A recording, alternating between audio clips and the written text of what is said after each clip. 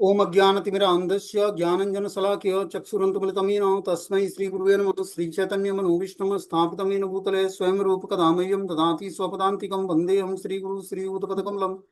श्रीगुरून् वैष्णवाचं श्रीरूपं साग्रजातं सागण रघुनाथान्वितं तं सजीवं साद्वैतं सावधूतं परिजनसहितं कृष्ण चैतन्य देवं श्री राधा कृष्ण पादान स्वागणललिता श्री विशाखानप्रदाश्च नारायणं नमस्कृत्यं नरं चैव नरोत्तमं देवीं सरस्वतीं व्यासं ततो जयमुदीरये सुमतां स्वकथा कृष्णा पुण्ये श्रवणकीर्तनं हृदन्तस्तु भद्राणि विद्नोति स्मृतां नष्टप्रायेषु भद्रेषु नित्यं भागवत सेवया भगवती उत्तम श्लोके भक्तिर्भवति निष्ठस्तमोभावा काम लोभादेश चेत एतेन वृद्धिं स्थित सत्ये प्रसिद्धति एवं प्रसन्नमनसो भगवद्भक्ति योगता भगवतत्व विज्ञानं मुक्त संगस्य जायते विद्यन्ते हृदयं ग्रन्थि छिद्यन्ते सर्वसंशयं क्षीयन्ते चास्य कर्माणि दृष्ट्वा एवात्मनिश्वरे धर्मा प्रोजितो कैटप्तो अनत्रो परमो निर्मत्सराणां सतां वेद्यं वास्त्रमत्र वस्तु श्रुतं ताप्त्रवन्मूलनं श्रीमद्भागवतं प्रमाणमूलं प्रेमोपमार्थो महान् श्रीचैतन्य महाप्रभु मतमिदं तत्रादरुणापर हे कृष्ण करुणा सिन्धु दीनबन्धु जगत्पतये गोपेश गोपिकान्त राधाकान्त नमस्तुते तप्त काञ्चन गौराङ्गे श्रीराधे वृन्दावनेश्वरी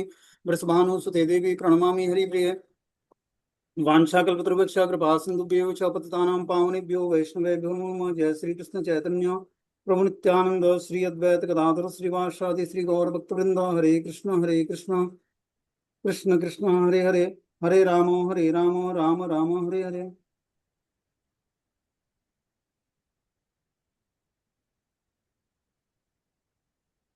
इसमें आज हम लोग को श्रीमद् भागवतम का स्कंद संख्या 3 अध्याय संख्या 18 और श्लोक संख्या जो है 18 नंबर पढ़ना है। बोलते हैं एवं गदाभ्याम गुरुभ्याम हरेक्षो हरिरेव च जिगित्सया सुसारब्धा भयो अन्योन्य भी जग्नतु। इस प्रकार असुर हिरण्याक्ष तथा भगवान हरि ने एक दूसरे को जीतने की इच्छा से क्रुद्ध होकर अपनी अपनी विशाल गदाओं से एक दूसरे पर प्रहार किया। तो हम लोग ने जैसा स्टोरी सुना था कि जो है हिरण्याक्ष ने क्या किया, पूरे ब्रह्मांड को, जिस ब्रह्मांड में धरती है, उसको ले जाकर गर्भोदक सागर के गर्भ में छिपा देता है। किस लिए? कि कोई मुझसे युद्ध करने के लिए मिले जिससे मैं युद्ध कर सकूं। और क्या करता है, राजसी वेश धारण करके गदा हाथ में लेकर और हिरण्यकश्यपु को प्रसन्न करने के लिए क्या करता है, पूरे ब्रह्मांड में भ्रमण करता है कि कोई मुझसे युद्ध करे। अंत में कोई वीर नहीं मिलता उसको, तो समुद्र में गोते लगाता है और समुद्र में वरुण देव की राजधानी में पहुंचता है, क्योंकि समुद्र देव जो है वह समुद्र के हेड हैं। तो वहां पर जाता है वो और समुद्र में गोते लगाकर और वरुण देव से युद्ध करने के लिए प्रस्ताव रखता है। वरुण देव ने उसके प्रस्ताव को ठुकरा दिया और क्या किया, बोला कि आप भगवान विष्णु से युद्ध करिए, भगवान विष्णु से आप युद्ध करके आपका जो इच्छा है वो पूर्ण हो जाएगा और वही आपसे युद्ध करने के योग्य हैं, मैं तो बूढ़ा हो चला हूं। तो फिर वो जल से बाहर आने लगता है तो देखता है कि जो है सूकर रूप भगवान धारण करके और पृथ्वी को अपने सूंड पर धारण करके और उसको जल के ऊपर ले आकर स्थापित करने का प्रयास कर रहे हैं। तो समुद्र में भगवान का जो विशाल शरीर था वो देखकर असुर समझ गया कि निश्चित रूप से ये कोई साधारण जीव नहीं है, साधारण सुअर नहीं हो सकता है।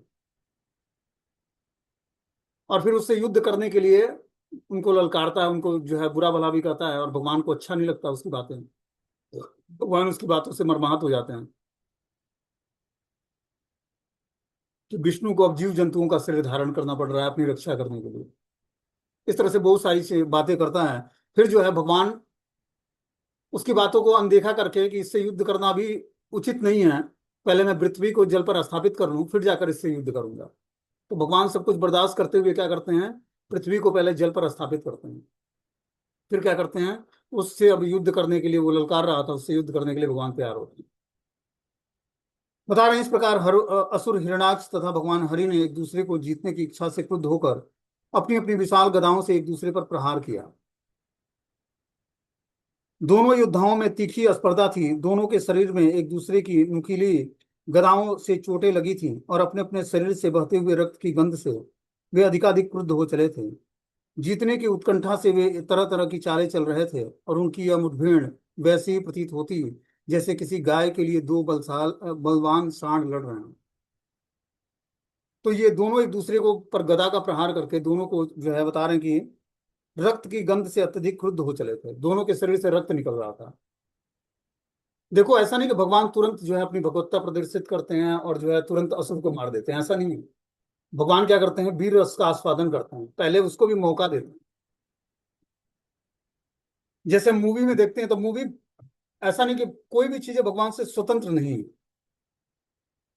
जो अपने सांसारिक मूवी हम लोग देखते हैं, देखे हैं चाहे अब तो देखते नहीं है, पहले जो देखते थे उसमें भी क्या करता था हीरो, ऐसा नहीं था कि तुरंत विलन आया और हीरो मारा और विलन मर गया, ऐसा नहीं होता था।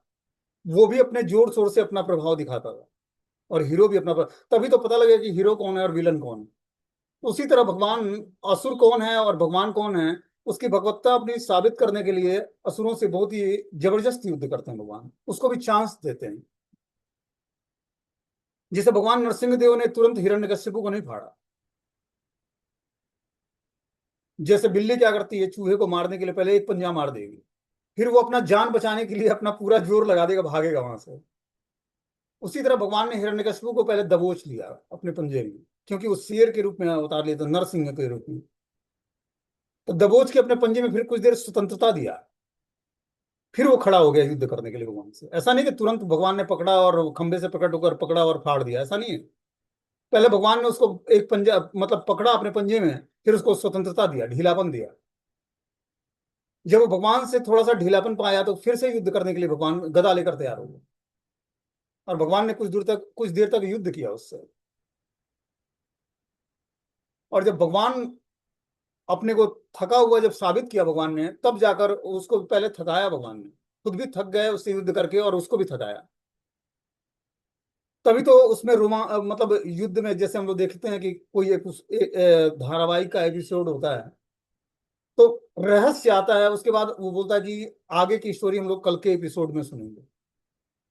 क्यों? क्योंकि उसमें कुछ मिस्ट्री, कुछ रहस्य आ गया उस स्टोरी में। अब आगे क्या होगा उसको देखने के लिए व्यक्ति लालायित रहता कि अब क्या होने वाला है।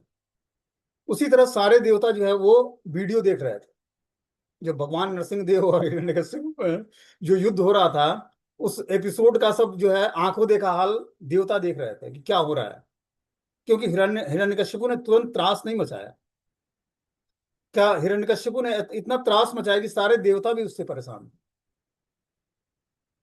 और भगवान से प्रेयर करते कि भगवान कब आप प्रकट होंगे। तो फिर भगवान ने प्रकट होकर नरसिंह के रूप में, और भगवान ने हिरण्यकश्यप को पकड़ा पहले, फिर थोड़ा सा छूट दिया, फिर गदा लेकर तैयार हो गया भगवान से युद्ध करने के लिए, और अपने पूरे बल अजमा कर भगवान पर वार किया उसने। ऐसा नहीं कि भगवान ने तुरंत पकड़ के उसको फाड़ दिया पेट और जो है हाथ की माला निकाल कर और आंख निकाल कर पहन लिया, ऐसा नहीं हुआ। भगवान पूरा उससे छूट देकर उससे देखे कि वो कितना अपना बल अजमा सकता है, फिर जाकर भगवान ने उस पर प्रहार किया, फिर उसको अपने गोद में लिटाया और फिर उसको फाड़ा। तो उसी तरह हिरणाक्ष के साथ भी भगवान ने युद्ध किया। भगवान तुरंत किसी असुर को नहीं मारते हैं, उसको पूरा चांस देते हैं। और ये असुर नहीं, ये तो भगवान के भक्त थे, इनको जानबूझकर भगवान ने असुर बनाया था, क्योंकि इनसे वीर रस का आस्वादन करना था भगवान को। तो जो भी हम असुर देखे ना, वो कहीं ना कहीं किसी के श्राप से असुर बनता है। जैसे पूतना थी, तो पूतना बलि महाराज की बिटिया थी। जब भगवान वामन देव बनकर आए तो बलि महाराज को ठगने का प्रयास किया। तो जब सुंदर बटु ब्रह्मचारी को देखा उसकी पुत्री ने, विंध्यावली ने, पुत्री थी या पत्नी थी क्या थी, थोड़ा सा मुश्किल हो रहा है मुझसे। तो क्या हुआ कि बिंदवाली ने सोचा कि अगर ये हमारा पुत्र होता तो मैं इसको स्तन पान कराती। और जब देखा कि 3 पग में ही भगवान इतना विस्तार करके और पूरे ब्रह्मांड को भगवान ने नाप लिया, तब उसने बोला कि और जो ये मेरा पुत्र भी होता तो मैं इसको जहर देकर मार देती। तो दोनों इच्छाओं को पूरा करने के लिए भगवान ने उसको पूतना का अवतार दिया, और उसको माता की गति प्रदान किया भगवान ने। क्यों? क्योंकि वो पूतना के स्वरूप में भगवान को स्तनपान कराने आई थी माता के रूप में। और ऐसा नहीं, आसुरी स्वरूप धारण करके, बहुत ही सुंदर गोपी का वेश धारण करके, और यशोदा मैया को मोहित करके, और कृष्ण को अपने गोद में उठाया स्तनपान कराने के लिए। आप ना वो ले ली थी। और इस प्रकार जो है भगवान ने क्या किया, उसको उसका मैं स्तनपान करते करते उसके प्राण चूस लिए, और फिर उसको माता की गति प्रदान किया भगवान ने। तो भगवान किसी असुर को मारते हैं, या देवताओं को सुरक्षा प्रदान करते हैं, या भक्तों का परवरिश करते हैं, उसमें हर एक जीवात्मा का ही मंगल होता है। तो पूतना को माता माता की गति प्रदान किया भगवान ने। तो इसी प्रकार हिरण्याक्ष को भगवान ने जब वध करने का प्रयास किया, तो पहले हिरण्याक्ष को कुछ स्वतंत्रता दिया और भगवान से जबरदस्त युद्ध किया उसने। ऐसा नहीं कि तुरंत भगवान ने पकड़ा और मार दिया, ऐसा नहीं है। भगवान ने उसको पूरा भरपूर चांस दिया। भगवान भी गदा लेकर उससे गदा का युद्ध, क्योंकि वो चाहता था, हिरण्याक्ष चाहता था कि मुझसे कोई युद्ध करे और मुझे परास्त करे। उसको लगता था कि मैं ब्रह्मा जी के आशीर्वाद से अमर हो गया, लेकिन अमरत्व का वरदान उसे प्राप्त नहीं था। जब व्यक्ति का अहंकार बढ़ जाता है तो उसको लगता है कि मेरे जैसा कोई है नहीं। समझ रहे हो बात को? यही हिरण्याक्ष के साथ ये आसुरी लक्षण है। इन आसुरी लक्षणों से ही हमें छुटकारा प्राप्त करना है। क्योंकि आसुरी लक्षण नहीं होते तो भगवान के धाम से विमुख होकर इस भौतिक संसार में हम लोग नहीं आते। समझ रहे बात को? जब अपने अंदर भोग की टेंडेंसी जागृत हुई, आकर्षण जागृत हुआ भौतिक संसार के प्रति, भौतिक वस्तुओं के प्रति, भौतिक व्यक्ति के प्रति, तब इस भौतिक संसार में भगवान की सेवा से विमुख होकर हम लोग आए। और वही सेवा करने का निश्चय फिर से जागृत करके भगवान के धाम जाना है। देखो, समझ रहे बात को? तो उस सेवा को करने के लिए हमें प्रैक्टिस करनी पड़ेगी। यहां पर हम जब प्रैक्टिस करेंगे, वही सेवा हमें गोलोक धाम में मिलेगी, भगवान की नित्य सेवा। तो उसकी सेवा में भगवान की सेवा करने का प्रैक्टिस करना है, सीखना है। जब हम उसमें परफेक्ट हो जाएंगे, सिद्धि प्राप्त हो जाएगी, तब हमें वही नित्य सेवा भगवान के धाम में मिलेगी, गोलोक धाम में। उसी के करने के लिए हम लोग यहाँ पर प्रैक्टिशनर डिवोटी हैं, प्रैक्टिस कर रहे हैं। तो हमें क्या करना है? आनुगत्य ग्रहण करना है। गुरु वैष्णव के आनुगत्य में जब हम भगवान की सेवा करेंगे, उनके आदेश का पालन करेंगे, तो उनकी कृपा से क्या होगा? हमारा शुद्धिकरण होगा, अपने प्रयास से नहीं। तो हमें गुरु वैष्णव का अनुगत्य स्वीकार करके क्या करना? भगवान का भजन करना है, भगवान की सेवा करनी है। जैसा वो बोले हैं ऐसी करेंगे, तब उनकी कृपा से क्या होगा? हमें धीरे धीरे जो है भगवान के प्रति आकर्षण उत्पन्न होगा, क्योंकि उनका आकर्षण है भगवान के प्रति स्वाभाविक। उन्होंने मेहनत किया है, अपनी सेवा अपने गुरु को समर्पित किया है। तो हमें भी अपनी सेवा क्या करनी है? अपने गुरु को समर्पित करनी है। ये हमारे जीवन का उद्देश्य होना चाहिए कि हम अपने गुरु की प्रसन्नता के लिए अपने हर कार्य करें, उनको समर्पित करना अपना जीवन। वो हमारे आध्यात्मिक पिता हैं, उनकी कृपा से ही हमें भगवान की सेवा मिलेगी। और हमारे समस्त बंधन, जिसको हम लगता है कि हम बंधनकारी जीवन में, हमारे इस बंधनकारी जीवन से कैसे मुक्त होंगे, तो हर एक जीवात्मा का भगवान और गुरु से अपना एक यूनिक संबंध है। उस संबंध को जागृत करने के लिए जीवात्मा को क्या करना पड़ेगा? किसी के अनुगत्य होकर भगवान की सेवा करनी पड़ेगी। जैसे कोई जीवात्मा भगवान के धाम जाता है तो डायरेक्टली भगवान की सेवा में नहीं लगता है, वो गोपियों या मंजरियों के अनुगत्य में रहकर भगवान की सेवा करता है। जैसे अपने परंपरा के सर्वश्रेष्ठ आचार्य हैं रूप गोस्वामी, हम लोग को रूप गोस्वामी के फॉलोअर, रूपानुगा वैष्णव। तो रूप गोस्वामी जो है रूप मंजरी हैं। वो भगवान श्री चैतन्य महाप्रभु के अभिष्ट को जानते थे। श्री चैतन्य मनोभीष्टम स्थापितम येन भूतले स्वयं रूप कदा मह्यम ददाति स्वपदान्तिकम्। उत्तम शिष्य वही होता है जो अपने गुरु के मनोभीष्ट को जानता है और उस हिसाब से कार्य करता है। तो भगवान श्री चैतन्य महाप्रभु के हृदय की बात को श्रील रूप गोस्वामी ने जाना और उस हिसाब से वृंदावन की लीला असलियों को स्थापित करने के लिए और वृंदावन के इस गुह्य ज्ञान को, राधा कृष्ण के गुह्य रहस्य को, जो भक्ति का रहस्य है, उसको शास्त्रों के माध्यम से प्रकटित किया और इस प्रकार भक्ति के सिद्धांत को स्थापित किया, जो चैतन्य महाप्रभु की मनोअभिष्टता थी, मनोअभिलाषा थी। तो इसी प्रकार जब जीवात्मा अपने गुरु के मनोअभिष्ट को कैसे जानेगा? जब उनके मूड में आकर भगवान की सेवा करेगा। पहले हमें गुरु का मूड जानना है कि किस तरह वो अपने गुरु को समर्पित होकर भगवान की अपनी दिव्य सेवा में इंगेज है। ये मूड कैसे पता लगेगा? जब हम उनके आदेश का पालन करेंगे, उनसे हम विनम्रता भाव से, विनम्र भाव से उनकी शरण में जाकर उनसे क्वेश्चंस पूछेंगे। अपने भौतिक जीवन की प्रॉब्लम्स या आध्यात्मिक जीवन की समस्याओं को गुरु के सामने हृदय खोल के रखना है, उनसे क्वेश्चंस पूछने हैं। वो हमारी सारी समस्याओं का हल बहुत ही आसानी से बता सकते हैं। जिस समस्याओं को लेकर व्यक्ति बहुत लंबे समय से जूझ रहा है, वो गुरुदेव के चरण का आश्रय लेने मात्र से वो सारी समस्याएं बहुत ही क्षण भर में सारी समस्याएं नष्ट हो जाती हैं और मन बुद्धि हमारा शीतल हो जाता है। तो कैसे हम आश्रय लें अपने गुरुदेव का, अपने गुरु परंपरा का, अपने साधुओं का, वैष्णव का, शास्त्रों का? तो क्या करना पड़ेगा? मन बुद्धि को एकाग्र करना पड़ेगा।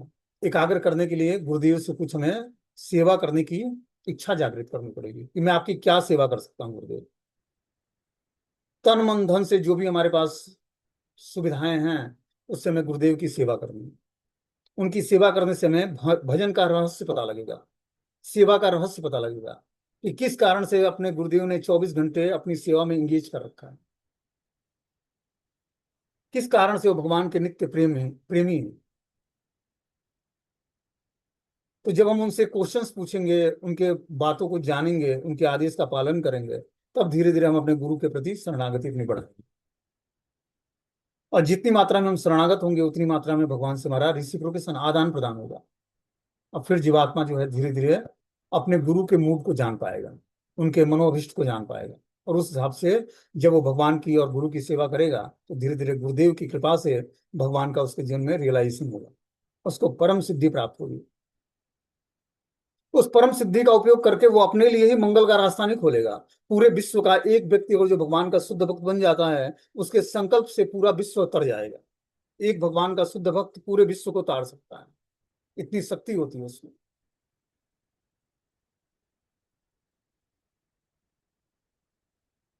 लेकिन इसके लिए हमें क्या करना पड़ेगा? शुद्ध भक्त का अनुगत्य स्वीकार करना पड़ेगा। दीक्षा लेना ही पर्याप्त नहीं है, दीक्षा लेकर उनका अनुगत्य स्वीकार करना है, उनकी शरण ग्रहण करनी है, उनके आदेश का एज इट इज पालन करना है। संसार में हमने भोग की बहुत सारी सुविधाएं इकट्ठा किया, भोगा, लेकिन क्या मिला? कष्ट मिला। एक बार गुरु का पादाश्रय ग्रहण करके और इस भौतिक संसार में शास्त्रों की मर्यादा में जीवन जीकर और भगवत नाम का जप करके, भगवान की सेवा करके, गुरुदेव की सेवा करके, एक नया जीवन हम इसी जीवन में प्राप्त कर लेंगे। अगला जीवन नहीं लेना पड़ेगा, इसी जीवन में हमारा एक नया जीवन हो जाएगा। उस नए जीवन को प्राप्त करके आपने कभी अभिलाषा भी नहीं की होगी, कभी आपने चिंतन में आया ही नहीं होगा कि हमारा ऐसा जीवन होगा जिसमें ना कोई चाह रही ना कोई चिंता रही। बस क्या हुआ? जीवात्मा बिंदास हो जाता भगवान और गुरुदेव के चरण का आश्रय लेने वाले से। और जैसे जैसे आश्रय दृढ़ होता जाता है, वैसे वैसे उसकी भक्ति परिपक्व होती जाती है। उस तरह से नहीं होती, उस तरह से भौतिक इच्छाएं, जो भोग की इच्छाएं हैं, खासकर सेक्सुअल इच्छाएं हैं, वो हमारा जल्दी पीछा नहीं छोड़ेंगी। जितना ही एज बढ़ता जाएगा, उतना ही हमारे अंदर सेक्सुअल इच्छाएं कल्टिवेट होती जाएंगी, इंद्रियां शिथिल होती जाएंगी और सेक्सुअल इच्छाएं बढ़ती जाएंगी। क्योंकि एज के साथ शरीर में कमजोरी, वीकनेस आएगा, लेकिन इच्छाएं और प्रबल होती जाती हैं व्यक्ति की। और इस कारण से वो दिमाग उसका काम नहीं करता कि मुझे इस सिचुएशंस में करना क्या है। काम वासना क्या करता है? आवृत्ति ज्ञान माते ना, हमारे ज्ञान को आवृत कर लेता है और हमारे अंदर क्रोध प्रकट करता है, फ्रस्ट्रेशन प्रकट करता है। बुढ़ापा जितना ही बढ़ता जाए, एज जितना ही बढ़ता जाए, उतना ही व्यक्ति कूल हो जाना चाहिए। वो ठंडा तभी होगा जब उसकी इंद्रियां शिथिल होंगी, इंद्रियां कार्य करनी, मतलब इंद्रियों को हम आध्यात्मिक सब्जेक्ट देंगे, तब जाकर हमारे अंदर भौतिक विषयों के प्रति शिथिलता आएगी और आध्यात्मिक विषय के प्रति हमारा उत्साह बढ़ेगा, उसको जानने का प्रयास हम करते हैं। और इस प्रकार जीवात्मा धीरे धीरे जो है गुरु के आदेश के अनुसार जीवन जीना शुरू करता है। फिर उसका एक नया जीवन है, जिसके मतलब आपने कभी कल्पना भी नहीं की होगी कि हमारा जीवन ऐसा होगा, जिसमें मैं बंधनकारी जीवन से मुक्त होकर और पूर्ण रूपेण भगवान और गुरु के शरणागत हो पाऊंगा। ऐसा जीवन प्राप्त हो जाएगा। और फिर क्या होगा? एक मंगलकारी रास्ता हमारा तैयार होगा, जिस पर चलकर हम भगवत भगवत धाम की यात्रा कर पाएंगे। स्वयं हमारे चैत्य गुरु हमें पूर्ण रूपेण मार्ग दिखाएंगे, क्योंकि हमने अपने जागतिक गुरु, दीक्षा गुरु या शिक्षा गुरु के अनुसार जीवन जीना शुरू कर दिया। तब वो वही चैत्र गुरु, हृदय में बैठे परमात्मा, हमें क्या करेंगे? पूर्ण रूपेण सपोर्ट करेंगे और हमें आध्यात्मिक जीवन में आगे बढ़ाएंगे और हमें भगवत धाम का रास्ता बताएंगे। तो इस प्रकार हमें अब वर्तमान जो हमारे दीक्षा गुरु और शिक्षा गुरु हैं, उनका आश्रय लेकर हमें हरि भजन में जुड़ना है, भगवान की सेवा में जुड़नी है। और सेवा और भजन करके धीरे धीरे परिपक्व स्थिति, सिद्धि अवस्था को प्राप्त करने पर हृदय में बैठे परमात्मा ही उसके चैत्य गुरु के रूप में उसका कार्य करते हैं, मार्ग निर्देशन करते हैं। वो उस जीवात्मा के भूत भविष्य वर्तमान को जानते हैं, उसको प्रॉपर एक सिस्टमेटिक वे प्रदान करते हैं कि किस रास्ते पर चलकर तुम हमारे धाम को प्राप्त करोगे। और इस प्रकार जीवात्मा धीरे धीरे भगवान के धाम की तरफ प्रोग्रेस करता है। और समस्त भौतिक अभिलाषाएं उसकी शून्य हो जाती हैं। अन्याभिलाषिता शून्यम ज्ञान कर्माद्यानावृतम अनुकूलेन कृष्णानुशीलनम भक्ति उत्तमा, उसको उत्तमा भक्ति प्राप्त होती है जिसमें अन्य अभिलाषा शून्यम, अन्य अभिलाषा शून्य हो जाती है उसकी। ज्ञान कर्माद्य अनावृतम, ज्ञान कर्म से मुक्त हो जाता है, ज्ञान कर्म ही प्रेम का स्वरूप धारण कर लेता है, भक्ति का स्वरूप धारण कर लेता है। तो ज्ञान और वैराग्य भक्ति के दो पुत्र हैं। ये जब अपने प्रौढ़ अवस्था में आते हैं तो भक्ति का प्राकट्य होता है। भक्ति प्रकट होगी जब हृदय में, तो ये ज्ञान और वैराग्य अपने आप आएंगे। जब इनकी प्रौढ़ावस्था ज्ञान और वैराग्य परिपक्व होगा तो वही भक्ति हमारी प्रेम का स्वरूप धारण कर लेगी, भगवान से में प्रेम हो जाएगा। और तब जीवात्मा पूर्ण रूपेण अपने को भगवान के प्रति समर्पित, जितना ही हमारा प्रेम भगवान से बढ़ता जाएगा, भाव भक्ति बढ़ती जाएगी, उतना ही हम भगवान के प्रति समर्पित होते जाएंगे। और अंत में जाकर हम आनंदाम बुद्धिवर्धनम प्रतिपदम पूर्णामृत आस्वादनम सर्वात्मनम परम विजेते श्री कृष्ण संकीर्तन, तब जाकर हम श्री कृष्ण संकीर्तन का रहस्य जान पाए। जब पूर्ण रूपेण हम भगवान और गुरु के शरणागत हो जाएंगे और प्रेमा भक्ति के स्टेज पर हम पूर्ण रूपेण हरि नाम प्रभु की महिमा को जान पाएंगे। क्योंकि हरि नाम जप करना ही जीवन की वास्तविक सिद्धि है। यही हमें प्रेम से लेकर, श्रद्धा से लेकर प्रेम तक का मार्ग बताएगा। लेकिन ये तुरंत परफेक्शन नहीं आता है इसमें। पहले हमें क्या करना पड़ेगा, अनुगत्य ग्रहण करके सेवा करनी पड़ेगी। सेवा करके ही हम धीरे धीरे जो है, चैतन्य महाप्रभु ने 8 श्लोकों के माध्यम से, शिक्षाष्टकम के 8 श्लोकों के माध्यम से श्रद्धा से परिपक्व प्रेम की अवस्था को बताया कि कैसे हम भगवत प्रेम को प्राप्त करेंगे। तो उस प्रेम को प्राप्त करने के लिए क्या करना पड़ेगा, हमें ग्रेजुअली गुरु वैष्णव के शरणागत होकर भक्ति के नियमों का, सिद्धांतों का पालन करना पड़ेगा और धीरे धीरे परफेक्शन के साथ जपा करना पड़ेगा। पहले हमें प्रैक्टिशनर डिवोटी, हम लोग प्रैक्टिस कर रहे हैं, तो हरि नाम को ध्यान पूर्वक कान से श्रवण करना है। जो हम उच्चारण करें, जपा में 3 स्टेजेज आते हैं। एक होता है वाचिक जप, बोल के हम जपा करते हैं। दूसरा है वाचिक, मानसिक, और एक है उपांशु। हाँ, वाचिक, उपांशु और मानसिक, 3 प्रकार के जप होते हैं। तो वाचिक जप में हम अपने बोलते हैं, खुद भी सुनते हैं और बगल वाला भी सुन सकता है। उपांशु जप में हम खुद बोलते हैं और खुद सुनते हैं। और मानसिक जप जो है, मन में होता है। तो मानसिक जप बहुत ही हायर लेवल पर होता है। अभी तो हम लोग जैसे वाचिक जप भी करते हैं तभी मन भटकता है, मन विषयों में जाता है, क्योंकि विषयों में रमा हुआ है, धन में, सुंदर वस्तु में, भोग की सामग्री में। लेकिन जैसे जैसे मन एकाग्र होगा हमारा, जैसे जैसे हम मंत्र को सुनेंगे, वैसे वैसे मंत्र हमारे मन और बुद्धि को एकाग्र करेगा। मन बुद्धि हमारी एकाग्र होगी तो महामंत्र हम ध्यान पूर्वक सुनेंगे तो ये क्या करेगा, चेतो दर्पण मार्जनम भव महादावाग्नि निर्वापणम, चित्त के दर्पण को साफ करेगा। और क्या करेगा, भव महादावाग्नि, जो भौतिक संसार में भौतिक इच्छाओं को लेकर हृदय जल रहा है, उस अग्नि को शांत करेगा। श्रेयो कैरो चंद्रिका वितरणम, हमारे हृदय को सुशीतल बनाएगा। और फिर यही विद्या रूपी वधु का जीवन है। कैसी विद्या रूपी, आध्यात्मिक विद्या सीखते हैं जो है, उससे क्या होता है, हम धीरे धीरे अपने हृदय को शीतल बना पाते हैं। फिर जाकर आनंदाम बुद्धिवर्धनम स्थिति प्राप्त होता है कि आनंद और बुद्धि का वर्धन होता है। आनंदाम बुद्धिवर्धनम प्रतिपदम, प्रतिपदम मतलब एक एक मंत्र जाप पर आपको आनंद और बुद्धि का वर्धन होने लगे। और पूर्ण अमृत आस्वादनम, पूर्ण रूपेण आप अमृत का आस्वादन कर पाओगे भगवत नाम का जप करके, कि भगवान का नाम अमृत के समान है। जब तक हम अच्छे तरीके से जपा नहीं करते हैं मन बुद्धि एकाग्र करके, तब तक ये नाम जो है कड़वा लगेगा। जैसे जीभ में अविद्या की बीमारी होती है, तो उसको, पीलिया की बीमारी होती है अगर जो शरीर में, तो उसको मिश्री खिलाया जाता तो कड़वा लगता है। मिश्री का स्वाद मीठा है, उसको मिश्री कड़वा लगेगा। और जब वही व्यक्ति, पीलिया उसकी ठीक हो जाती है, पीलिया मिश्री खाने से पीलिया ठीक हो जाती है, पीलिया की बीमारी होती है, आंखें, शरीर पीला हो जाता है। उसी तरह जब तक जीभ में अविद्या की बीमारी है, तब तक क्या होगा, हमें हरि नाम कड़वा लगेगा। जपेंगे तो लगेगा कि जैसे कितना मुसीबत में घिर गए, क्योंकि सारे अनर्थ घेर रहे हैं। जब हम हरि नाम का जप करेंगे तो सारे अनर्थ धीरे धीरे प्रकट होंगे हृदय में। इसीलिए गुरु वैष्णव और शास्त्रों का अनुगत्य स्वीकार करना है। जब हम श्रीमद् भागवतम की कथा को पढ़ते हैं या सुनते हैं तो क्या होता है, नष्ट प्रायेषु अभद्रेषु नित्यम भागवत सेवया भगवती उत्तम श्लोके भक्तिर भगवती नैष्ठ की। नष्ट प्रायेषु अभद्रेषु, सारी हृदय की अभद्रता नष्ट हो जाती है। नष्ट प्रायेषु अभद्रेषु नित्यम भागवत सेवया, कोई नित्य भागवत की सेवा करता है। किस भागवत की? व्यक्ति भागवत या ग्रंथ भागवत? व्यक्ति भागवत की सेवा करे या ग्रंथ भागवत, और दोनों करता है तो सोने पे सुहागा, अति उत्तम है। तो इस प्रकार जब हम व्यक्ति भागवत और ग्रंथ भागवत की सेवा करते हैं तो धीरे धीरे हमारे हृदय में नैष्ठिकी भक्ति का जागरण होता है। निष्ठा लेवल की भक्ति हमारे हृदय में जागृत होती है। और निष्ठा लेवल की भक्ति जागृत होने पर हमारे हृदय के लगभग 50 से 60% अनर्थ नष्ट हो जाते हैं। भाव भक्ति को प्राप्त करने पर जीवात्मा के 95% अनर्थ नष्ट हो जाते हैं।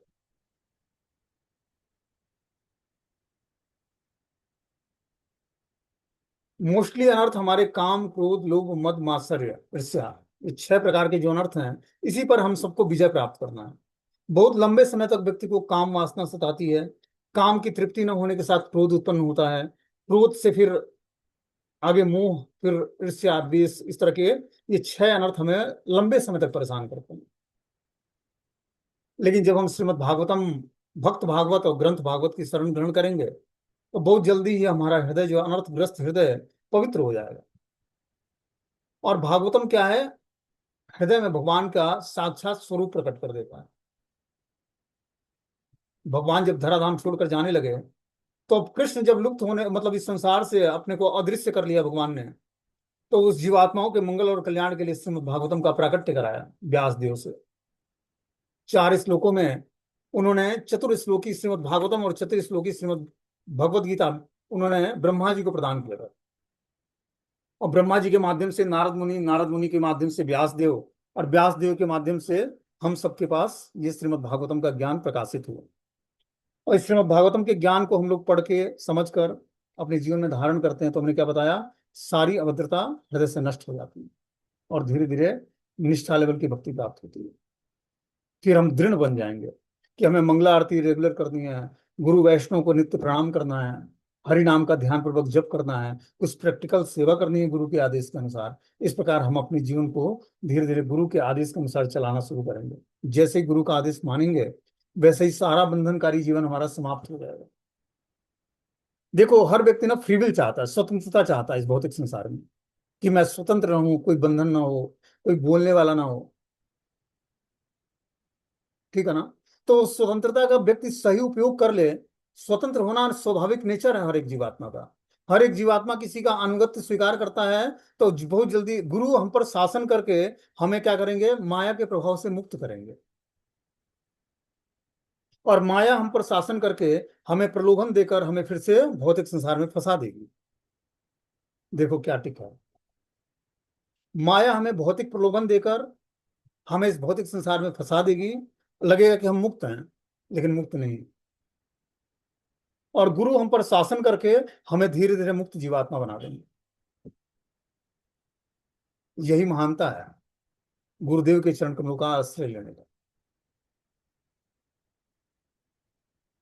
तो हमें क्या करना पड़ेगा? गुरु, साधु और शास्त्र, तीन को अपने जीवन में स्थान देना पड़ेगा। क्योंकि हम लोग भौतिक संसार से निकले हुए जीवात्मा हैं।